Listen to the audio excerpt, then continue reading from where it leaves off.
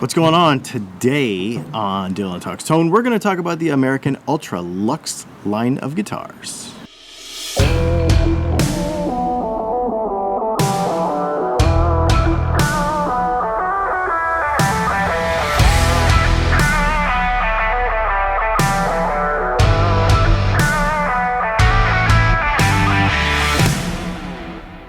So I was thinking I would do this. When a new series of guitars comes out, we're going to dive into it.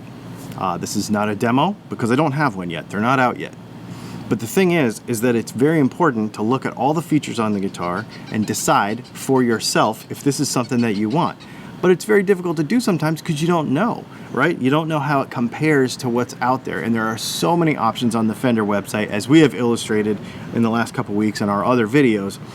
It's hard to figure out what's what. So first of all, with the American Ultra Luxe Stratocaster, Telecaster, and then the two Floyd Rose versions of those guitars. Okay, we're gonna look at all four of those guitars, and we're gonna see, first of all, let's look at everything that's the same about them. Because it's gonna cut half the guitars. It's almost exactly the same, okay? So, and that is the neck.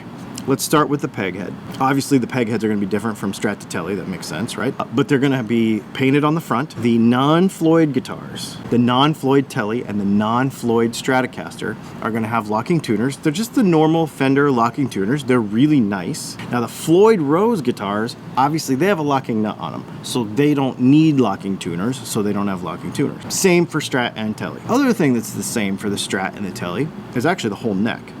So let's get into this neck. It's got an augmented D profile. What does augmented D mean? We are probably used to the C or the slim C profile that looks like this. Now look at the D profile. It's a little bit flatter on the back, and if you look at the sides, this is kind of what's key to me, is the sides have more of a flat shoulder. So the curve doesn't come all the way up. It actually kind of has some flatness on the sides. So like your thumb is gonna behave differently on the side of the neck. On top of that, the augmented part of this is the fact that the taper of the neck, so it starts, the back of the taper of the neck where your hand rests, changes a little bit as it goes up the neck to make it kind of faster and more comfortable. The shoulders as it gets up the neck are going to be a little bit softer, and the neck is actually, the fretboard is going to be, it says heavily rolled. Now what does that mean? So when you look at a new, less expensive guitar, next time you go to a Guitar Center or something, go up and look at how sharp the edge of the fretboard is, okay? Well, there's a way that you can actually prep that fretboard before you do any work on it to make it to where it's nice and soft on the edges, and they roll those edges over so that it's real comfortable. So you can put a thumb over the top and it's not gonna feel sharp, you know, it's gonna feel nice and natural in your hand. Thing is with this D-shaped profile is that it's gonna feel way different in your hand than a C. And for some people, it's gonna feel sort of big. It's gonna feel a little bit bigger and a little bit fatter in your hand, especially when coupled with the medium jumbo frets, stainless for the first time maybe ever on a Fender, and the 10 to 14 compound radius fretboard. Okay, so let's dive into this and understand what these two things mean. First of all, medium jumbo versus your normal vintage style fret. Look at the difference in the shape of the fret. So it's not the tallest fret in the world, it's not the shortest fret in the world, it's a little bit wider, and it's gonna basically make it feel, it's gonna be a pretty fast feeling fret. Now here's the interesting thing about frets that a lot of people don't think about, is they contribute to how big the neck feels in your hand. Because if the neck is a certain size, okay, and then you have this tall fret, this string is this much further away from the actual wood of the fretboard, it's gonna make the guitar feel bigger. So this is gonna be a fairly substantial feeling neck in your hands. If you have small hands, if you don't like a kind of a chunkier neck feel, I think this guitar might not be for you. But then again, you might want to try something new. Okay, so what does this compound radius fretboard mean? Now, normally, for example, the American Player Series Strat has a 9.5-inch radius fretboard. Now, we've talked about radius many times on this channel, but basically, radius is half of a circle. If you took a 19-inch circle and you cut it in half, and then you just took a piece of that circle and put it on top of the 9.5-inch radius fretboard, that's how round it would be.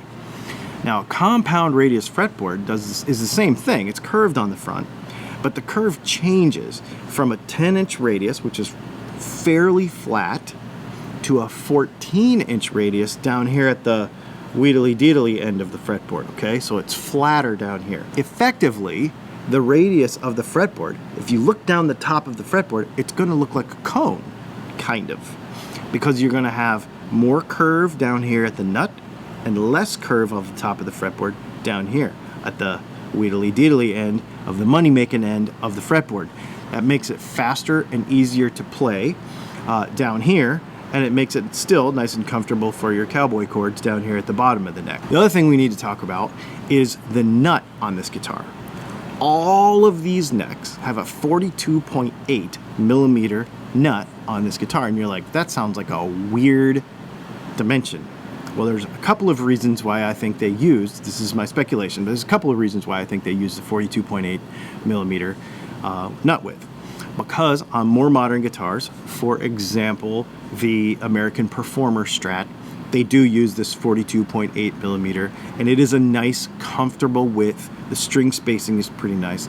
The other thing is that it cooperates well with putting a Floyd on it for the Floyd guitars, because I believe that would end up being like an R3 or an R4 Floyd nut that they would use. R3 and R4 are the same width, but they're different for string height and width, so I can't remember which one is which. But anyways, it's an easy width to use a Floyd on, 42.8 millimeter, as well as it's familiar in a lot of the other modern guitars with 9.5-inch radius fretboards. So I think that's what they did.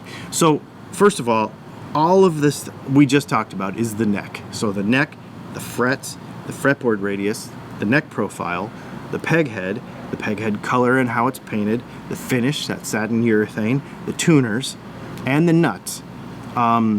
Tusca nut on the non-Floyd, and of course the Floyd on the Floyd. That's the whole neck of the guitar, and those are all the same. So you have a Floyd and a non-Floyd Tele and Strat version, but the specs for the necks are exactly the same for all of them. Okay, so let's talk bodies. So the Teles and the Strats, same deal for both guitars. The Floyd version of the Tele and the Strat is an alder body. The non-Floyd version is an ash body, which is very interesting that they made those changes for both of those guitars.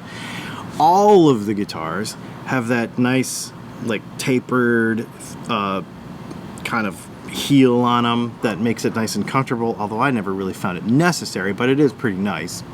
And then they also do have like a more modern kind of belly cut, and they're kind of tapered and smooth, like the Strat that's normal on a Strat, but on a Tele, you know, a Tele is usually like a slab body, kind of flat.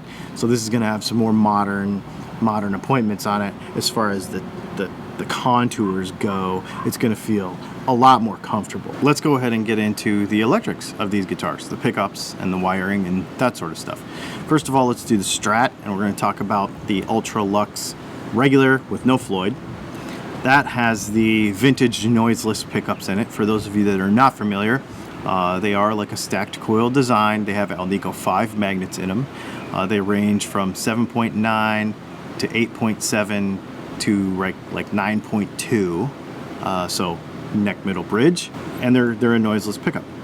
And this guitar has an S1 switch that allows you to push a button and then turn on the neck pickup when you're in some of the other positions. So it's sort of like a Gilmore mod where you can now have 7 positions instead of just 5 and have that neck pickup on where it wouldn't be otherwise.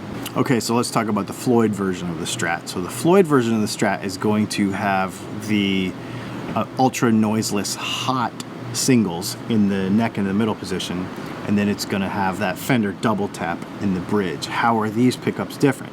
They're still noiseless. They've got the singles are still noiseless. They've got that stacked deal, but they're a lot hotter. They're like 12.3 at the neck and like 12.9, 13K in the middle.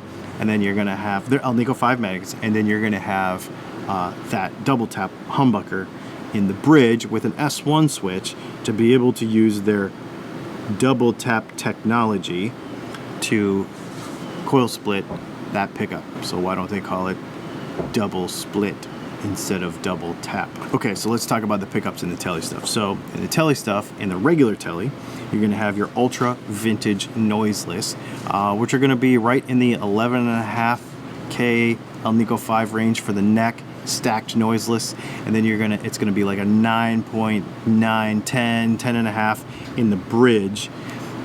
That's gonna be a noiseless pickup as well. The cool part about this guitar is it does have the S1 switch, so you push the S1 switch and you get a series. So you get that kind of spread out humbucker kind of thing, like a 4-way switch kind of setup, only using an S1 switch instead of a 4-way, which I really, really dig. So let's go over to the Floyd Rose version of the Tele. Now this is very interesting. They put 2 of these double tap humbuckers in there with an S1 switch to be able to split the coils on the humbuckers. I'm assuming because there's 1 switch and 2 pickups that it's a master coil split.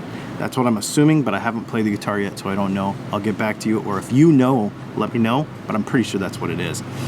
One of the things interesting about these Tim Shaw designed humbuckers is that they are not wide range size. So a lot of people are going to look at them and say, oh, those are wide range reissues. Oh, those are the new whatever, whatever. No, they are not. They are the Fender double tap humbuckers, which you can get. They're just a normal humbucker size, which is very cool because if for some reason you don't like them, you can swap them out and you don't have to worry about the weird size, which I think is pretty cool. So very moddable guitar. So you can put pretty much anything you want in there.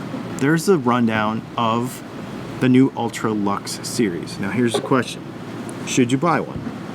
Well, obviously, if you want a Strat with a Floyd on it, it's pretty cool. If you want a Tele with a Floyd on it, that is very cool. If you have small hands, I don't know. If you don't like stainless frets, although I don't know anybody besides me that doesn't like stainless frets. I'm not a super fan, but most people really, really like stainless frets, so you're gonna dig that. I think this is an interesting series of guitar, and it is a very modern, it's a very modern take, and it's a way of them taking these guitars into the 21st century, which I think is very cool. And I think also they're very moddable platforms. I know not everybody likes noiseless pickups, but a lot of people really, really do. Do you have to spend this money to get these guitars? Well, you kind of do if you want stainless frets. You kind of do if you want that neck profile, and you definitely do if you want a Floyd on a Tele. So, you know, these are a very unique series. Are you going to buy one, and why? If you're going to get one, why? If there's a feature that is missing on this guitar that you think it should have, put that in the comments below and let me know. And get in the comments and let me know what new series of guitars that has just come out that you want to see a breakdown on in one of these videos coming up. Make sure you check out our Patreon. Make sure you check out and subscribe and hit the bell and all that kind of stuff. And then also make sure that you check out our Patreon and the little join button down there. We got a bunch of content comes out way early and some really cool stuff. We're doing a Patreon workshop and building a guitar from start to finish over on Patreon, which is really cool. We got a Discord server on Patreon now, so it's easier to chat and ask questions and that sort of stuff. We are coming along here, man. This is super fun. Thanks for hanging out, and we'll see you soon.